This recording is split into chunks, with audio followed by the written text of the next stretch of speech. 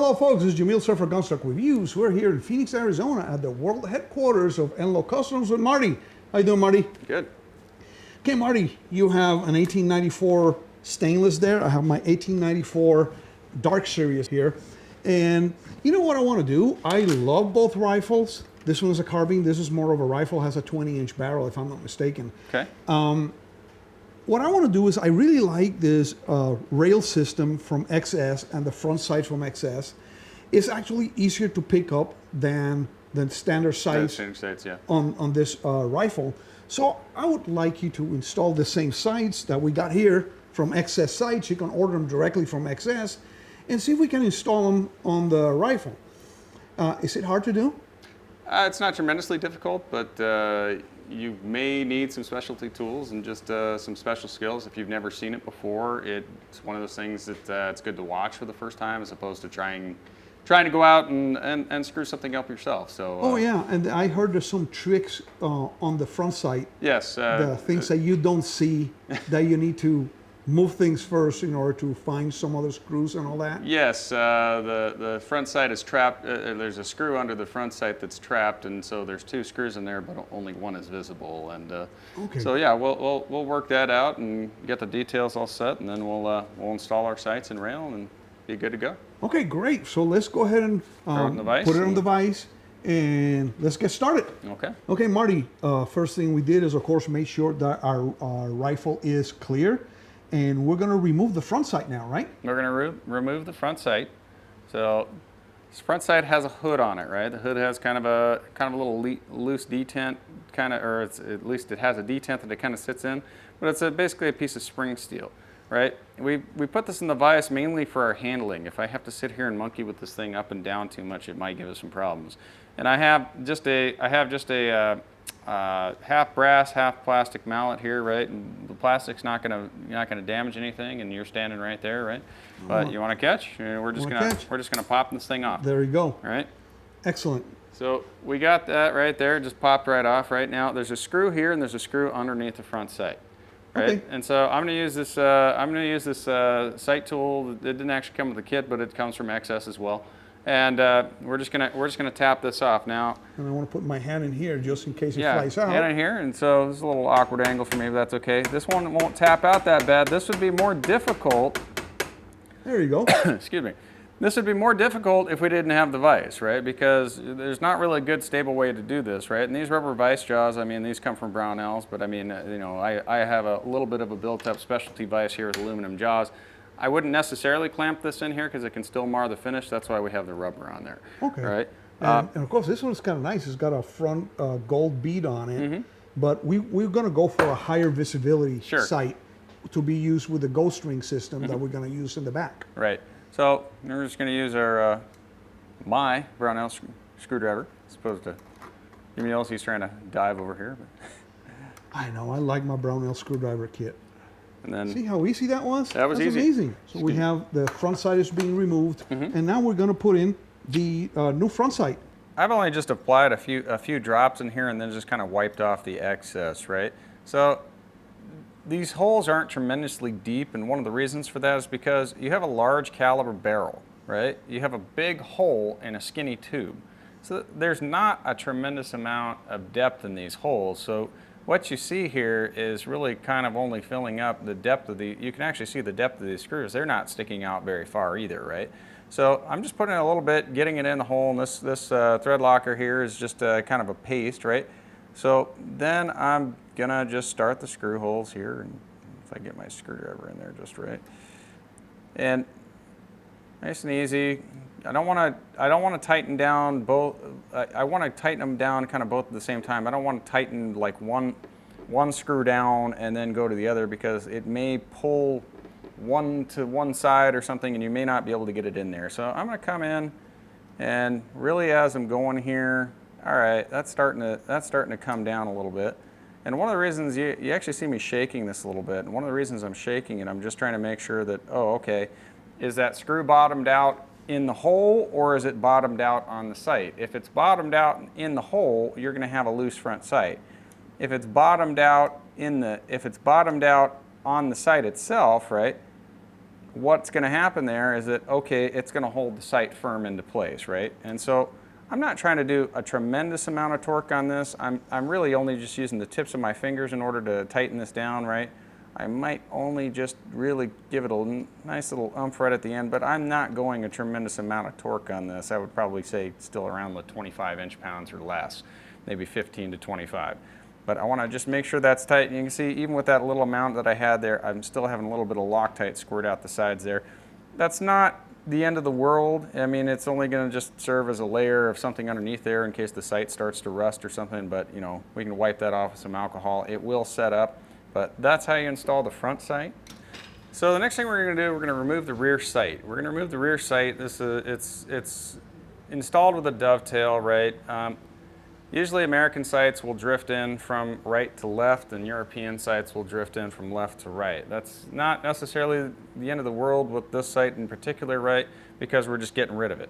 But one thing I do want to do is I want to remove this elevator here, right? Because this will scratch the top of the barrel if I do this. And then because of where I'm standing, I'm going to grab this excess punch, right? And one of the reasons why I want this plastic punch here, right, is because this can slip down, right? This punch can slip down if I use something like a fancy, or at least a good steel punch. Okay, I hit this really hard and it comes down and it hits my barrel as I'm sitting here whacking it with a hammer.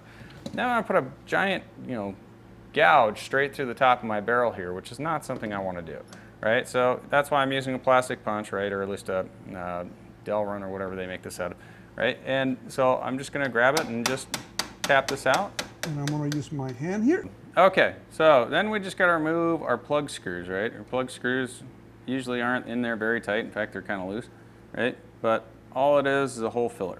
So we're just going to pull those out.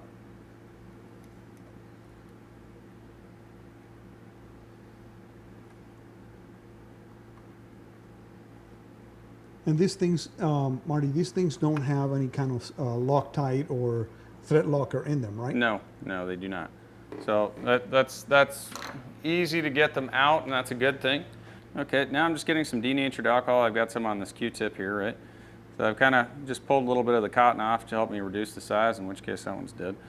But, we're just kind of getting in here, making sure that the hole is clean, right? Because when we install our Loctite on this is going to be a little bit more critical as far as how much Loctite we actually put on here, because these are open holes into the action, right? So because they're open holes into the action, if Loctite goes down inside there and it sets, now you have a locked up gun. That would be bad, right?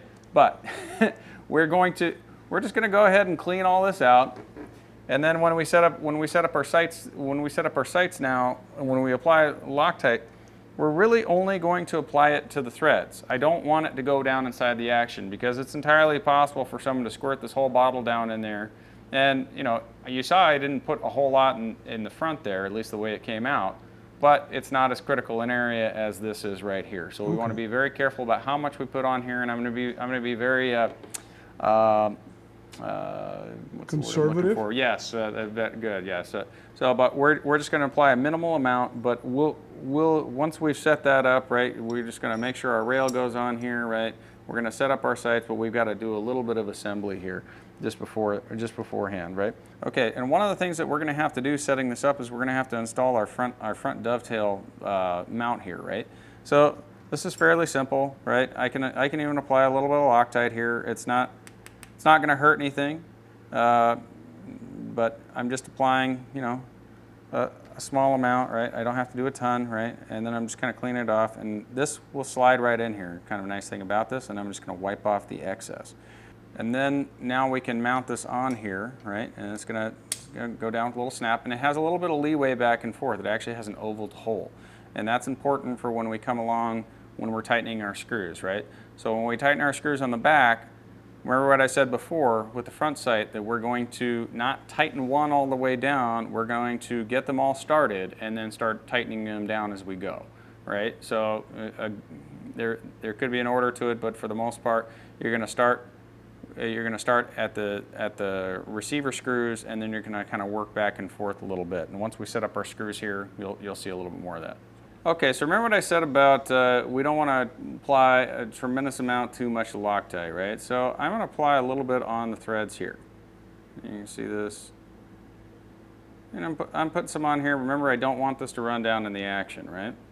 So now I'm just going to grab my other screw, and I'm just going to roll these across each other. And now I have a little bit of Loctite on both of my screws. Just kind of feel this thing back and forth just to make sure nothing's out of place, right? I'm going to start with this front screw here, right? Apply a little bit of torque. Then I'm going to move to this one here. I'm going to move to the big screw on front here, right? In kind of a step. Make sure I have a properly fit screwdriver. Otherwise, I could scratch the aluminum here on this, and so I really want to make sure that I don't gouge that aluminum. Switch back to the very rear screw on the rear sight, right? And like I say, I haven't applied any amount of torque to these yet, but I'm really just kind of getting there. And then I will repeat the process until finished, right? And now I will actually torque these. So I'll go down 15 to 25 inch-pounds, or just not super Gorilla tight. Back on the front here, switching my screwdriver tip. And all the way to the rear sight. And if I feel any shift again, I can repeat as needed. So there we go, got a little extra. Just until you feel that whole thing kind of shift down into place. Okay, are we done? We are done. Well, that's fantastic. Let's get out of the vise and see how it feels. Well, Marty, thank you very much for doing this for us. Now you've taken a classic like the 1894 and made it into a modern classic with so much versatility, because you have the Ghost Ring sight system, you have a sight rail, scope rail that can take both a standard scope or a Scout long eye relief scope, or even a red dot like I have on my other one. Yeah, your dot optic, yeah. So this is great. Thank you very much, Marty. Appreciate it. Yeah. Thanks for watching, guys. And stay tuned for more. We're going to take this beauty to the range here next week. And again, thanks for watching. Be safe and have fun at the range.